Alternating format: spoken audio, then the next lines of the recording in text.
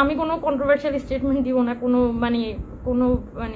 আমার কোনো ইন্টেনশনই নাই যে মানুষরে নিয়ে দুনিয়ার উল্টা পাল্টা কথা বলে যাওয়ার। আমার পার্সোনালিটিটা ওরকম না, অন্যদের ক্ষতি করার ব্যাপারে দুইবার ভাবে না, এরকম মানুষ থাকে। But unfortunately I am not one of those যারা হচ্ছে নিজের বেনিফিটের জন্য আরেকজন অন্য মানুষের ক্ষতি করতে খুবই থাকবে আর কি। সো সেজন্য আমি সবসময় কথা বলার ব্যাপারে ইভেন আমি যখন চিন্তা করি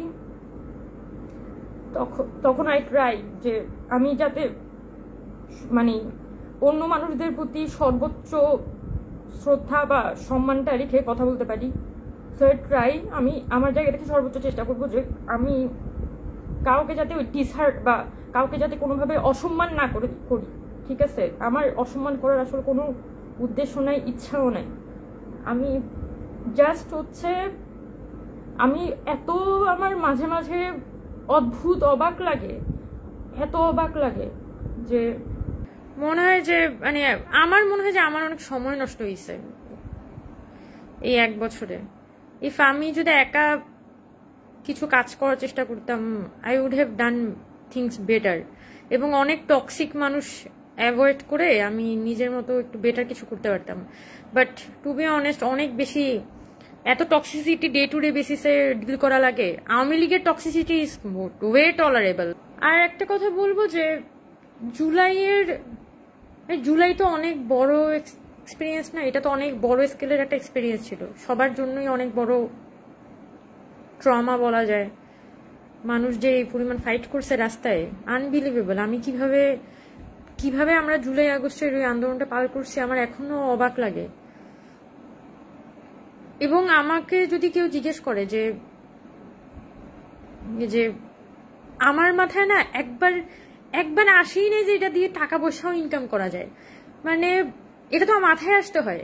আমি মুখপাত্র হওয়ার পরে প্রথম আবিষ্কার করছি যে এগুলা দিয়ে লোকজন আসলে নানান কিছু করতেছে, লাইক টেন্ডার বাণিজ্য করতেছে, তদবির বাণিজ্য করতেছে, ডিসি নিয়োগ করতেছে, তমুক জায়গায় অমুক কাজ, তমুক জায়গায় তমুক কাজ, এগুলো নাকি অহরহ করে বেড়াচ্ছে। এগুলো হচ্ছে আমি মুখপাত্র হিসেবে যাওয়ার পর জানতে পারছি। তার আগ পর্যন্ত আমার না এগুলো নিয়ে আইডিয়া ছিল না যে এগুলো আসলে করাও যাইতে পারে।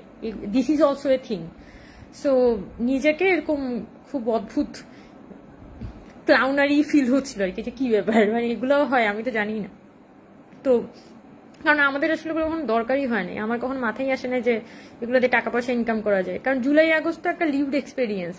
So why in the earth এটাকে আমি হচ্ছে একটা মানি মেকিং মেশিনে পরিণত করতে যাব।